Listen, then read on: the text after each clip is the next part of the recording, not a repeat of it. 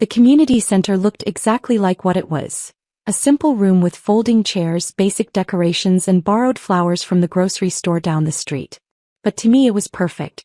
"I can't believe she's doing this to us," Dad muttered to Mom as they took their seats in the front row. His voice carried more than he probably intended, and several guests turned to look. "A community center wedding? What will people think?" Mom nodded along, adjusting her dress uncomfortably. "I told her we'd pay for a proper venue. The country club or at least the hotel downtown. But no, she insisted on this place."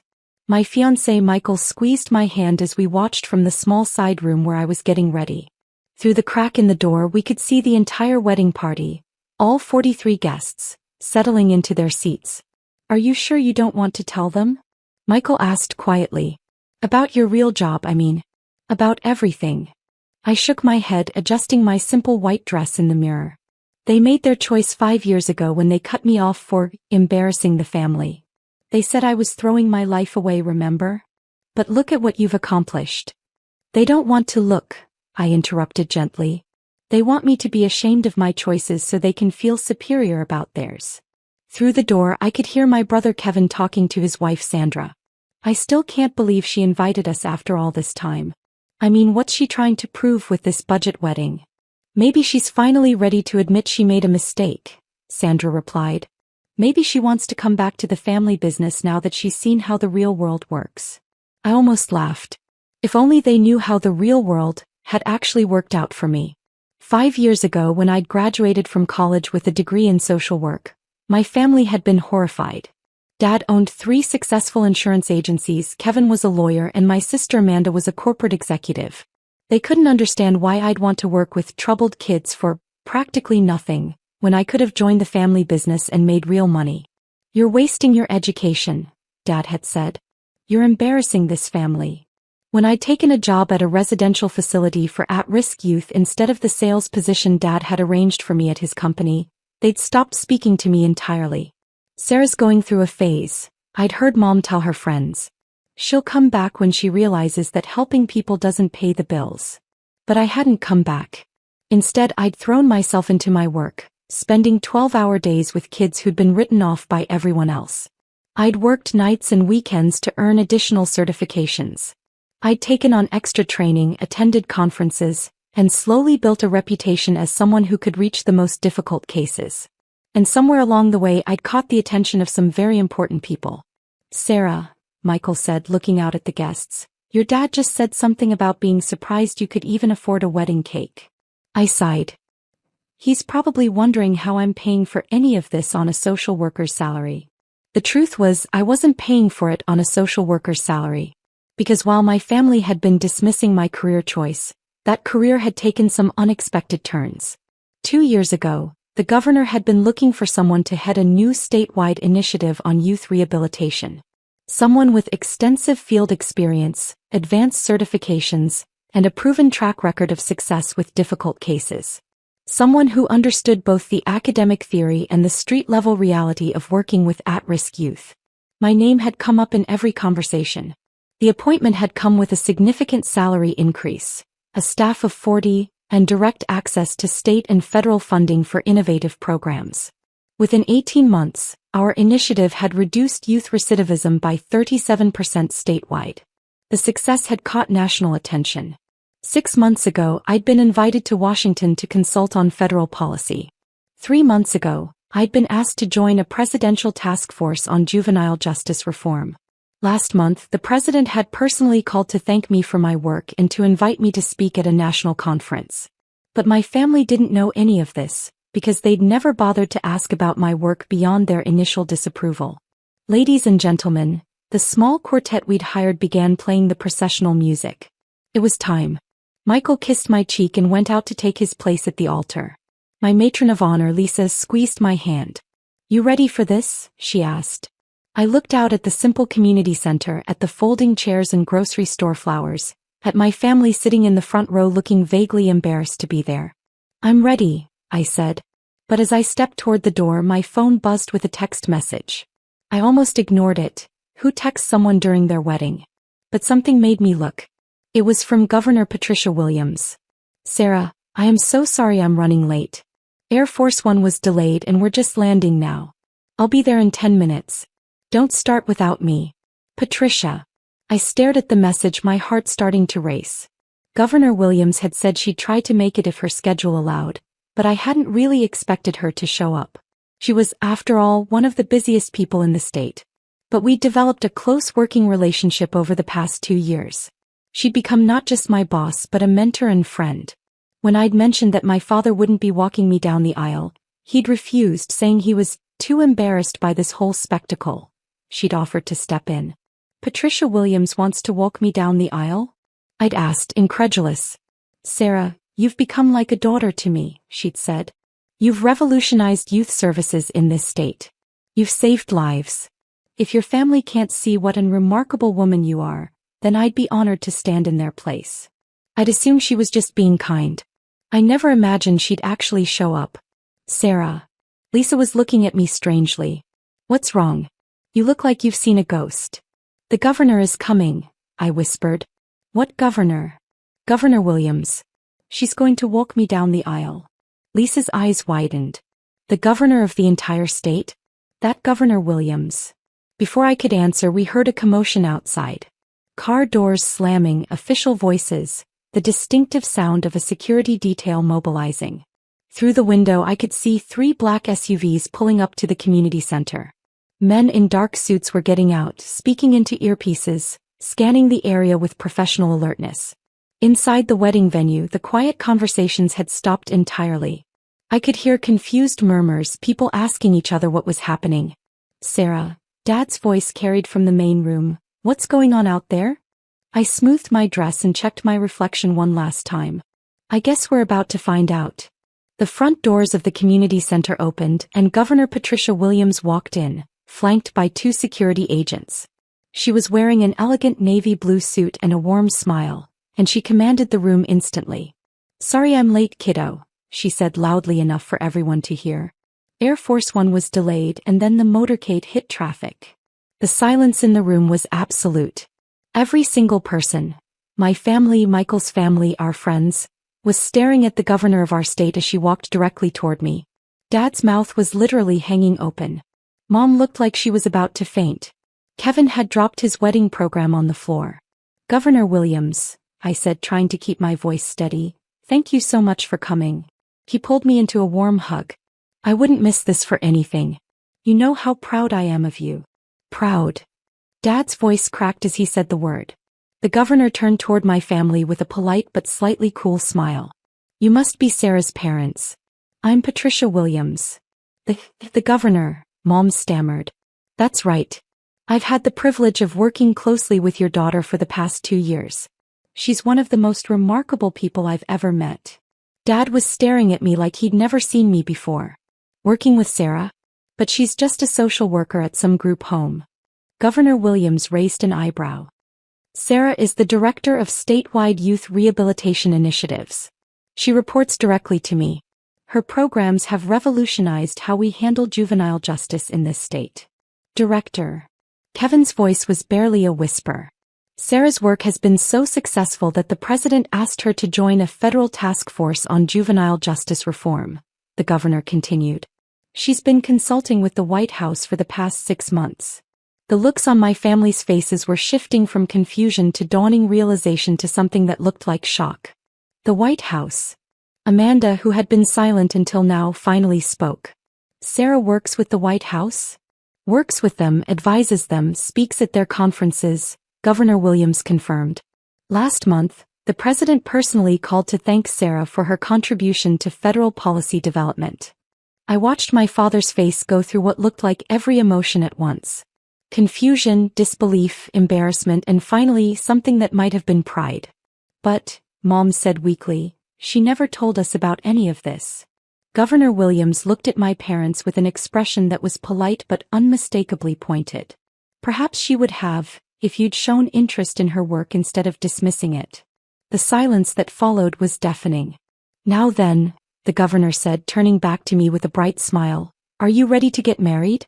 I believe I have a very important job to do. She offered me her arm and together we walked toward the doors that led into the main ceremony space. Behind us, I could hear my family whispering frantically to each other, trying to process what they'd just learned. Sarah, Dad called out as we reached the doors. Sarah, wait. I turned back to look at him. For the first time in 5 years, he was looking at me like he actually saw me.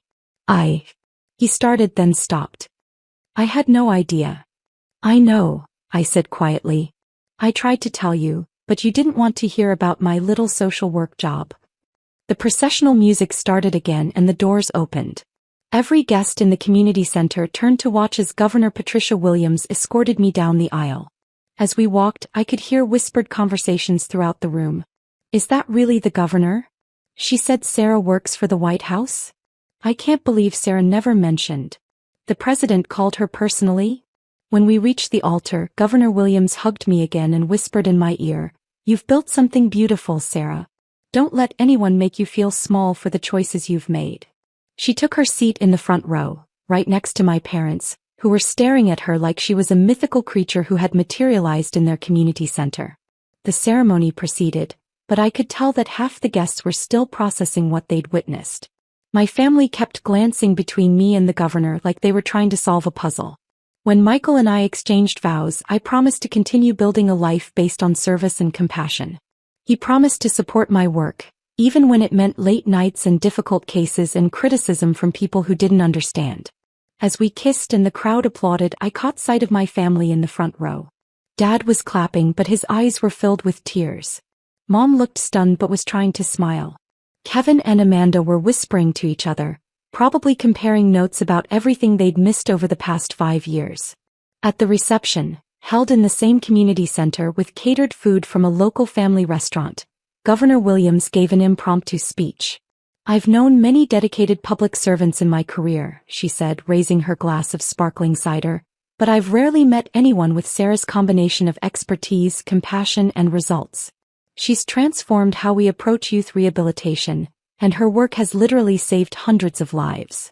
The room erupted in applause. My family clapped too, but I could see they were still processing everything. After the governor left, with another security detail and another motorcade, my family approached me at the head table. "Sarah," Dad said, sitting down heavily in the chair next to me, "I owe you an apology."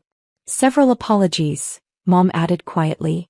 "We had no idea," Amanda said. "When you said you were working in social services, we thought. You thought I was wasting my life," I finished for her. "You thought I was throwing away my education and embarrassing the family." "Yes," Dad admitted. "And we were wrong. We were so wrong." Kevin pulled up a chair. "Sarah, why didn't you tell us? About the promotion, about working with the governor, about the White House." I looked around at my family. These people who had dismissed my choices, cut me off, and refused to attend family gatherings for 5 years because they were ashamed of my career. "When would I have told you?" I asked gently. "You stopped taking my calls 3 years ago. You didn't invite me to Christmas or Kevin's promotion party or Amanda's housewarming. You made it clear that you didn't want to hear about my work unless I was ready to admit it was a mistake." The truth of what I was saying hit them like a physical blow. "Every time I tried to explain what I was doing," I continued, "you interrupted to tell me I was wasting my potential. Every time I tried to share something I was proud of, you changed the subject to when I was going to get a real job." "We thought we were helping," Mom said, tears starting to form in her eyes. "We thought we were motivating you to aim higher." "I did aim higher," I said. "I aimed so high that the President of the United States knows my name. I just aimed in a direction you didn't understand." Dad reached over and took my hand. "Sarah, can you ever forgive us?" I looked at this man who had raised me, who had once been proud of my accomplishments, who had let his own narrow definition of success blind him to what I was actually achieving. "Dad, I never stopped loving you," I said. "Any of you. I just needed you to respect my choices, even if you didn't understand them." "We want to understand now," Amanda said. "Will you tell us about your work? Really tell us." So I did. I told them about the residential facility where I'd started, about the kids who'd been written off by everyone else, about the programs I'd developed and the lives that had changed. I told them about the research I'd published, the conferences where I'd spoken, the policies I'd helped shape. I told them about Marcus, a 15-year-old gang member who was now studying pre-med in college. About Jennifer, who'd aged out of foster care and was now running her own nonprofit. About David, who'd been arrested 12 times before age 16 and was now working as a counselor for other at-risk youth. "You've been doing all of this," Kevin said, "while we were telling you to get a real job." "I had a real job," I said. "I had the most real job imaginable. I was helping kids who had nowhere else to turn." "And now you're helping kids all across the state," Mom said, finally beginning to understand. "And influencing national policy." "The community center," Dad said suddenly, looking around at our wedding venue with new eyes. "You chose this place on purpose, didn't you?" I nodded. "This is where it all started. 5 years ago, this community center ran an after-school program for kids in the neighborhood. I volunteered here on weekends when I was working at the residential facility. Some of the kids I met here were my first success stories. And now it's the headquarters for one of our most successful community outreach programs. We serve over 300 kids a week here." Dad looked around the room, at the simple folding chairs, at the borrowed decorations, at the kids' artwork hanging on the walls, with completely new understanding. "This isn't a cheap venue," he said quietly. "This is your life's work." "This is where I fell in love with the work," I corrected. "And where I realized that success isn't measured by how impressive your office is, but by how many lives you can touch." As the evening wound down and guests began to leave, my family lingered. For the first time in 5 years, none of us seemed eager to end the conversation. "Sarah," Mom said, "would you be willing to have dinner with us next week? Really have dinner where we listen to you talk about your work." "I'd like that," I said. "And maybe," Dad added hesitantly, "you could show us the programs you run? Help us understand what you've built." I smiled at him. "I'd love to." As Michael and I packed up the remaining wedding decorations, I thought about the journey that had brought me to this moment. 5 years ago, I'd been a recent college graduate with a passion for helping kids and a family who thought I was throwing my life away. Today, I was a respected expert in my field, married to a man who supported my work, and finally reconnecting with a family who was beginning to understand that there are many different ways to measure success. "So," Michael said, carefully folding up the table linens we'd borrowed from the community center, "how does it feel to have the governor of the state walk you down the aisle?" I laughed. "It feels like the perfect ending to the perfect wedding." "Even though your dad spent the first half hour complaining about the venue?" "Especially because of that," I said. "He needed to learn that the most important things in life usually don't look impressive from the outside." As we turned off the lights and locked up the community center, the same community center where I'd discovered my calling, where I'd built my first programs, where I'd gotten married, and where tomorrow I'd be back to work helping kids build better futures, I realized that everything had worked out exactly as it should have. My family had needed to see me succeed on my own terms before they could respect the terms I'd chosen. And I'd needed to prove to myself that my work mattered regardless of whether they understood it. Now finally we could build something new together. A relationship based on mutual respect rather than disappointed expectations. A family that celebrated different kinds of success instead of only recognizing one narrow definition of achievement. It had taken 5 years, a governor's intervention, and a wedding in a community center to get us here. But we'd made it.